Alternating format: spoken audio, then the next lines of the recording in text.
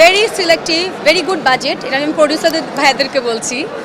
Very good budget, very selective story.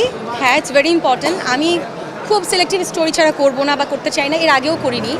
So 2-3টা কাজ, একটা কাজ হলেও আমাকে দেখা যাবে ইনশাআল্লাহ।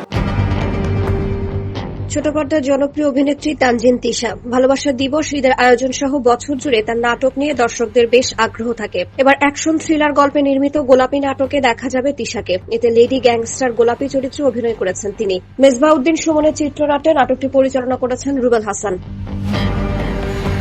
এতে তিশার বিপরীতে অভিনয় করেছেন তৌসিফ মাহমুদ। নাটকটি রোজার ঈদে CMVর ইউটিউব চ্যানেলে প্রচার হবে। নাটকের চিত্রনাট্য নিয়ে বিজ্ঞপ্তিতে রুবেল খান বলেছেন, নাটকের গল্পে বস্তির চালচিত্র থেকে শুরু করে পকেটমার ও গ্যাংস্টারদের অন্ধকার জগতের রাজনীতি উঠে এসেছে। সেই সঙ্গে থাকছে পুলিশের চমক এবং রোমান্টিক আবহ।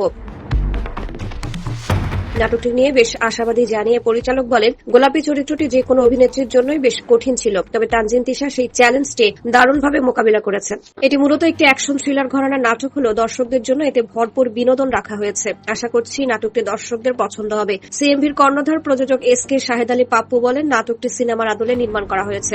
দর্শক এটি দেখলে একটি পূর্ণাঙ্গ চলচ্চিত্রের স্বাদ পাবেন।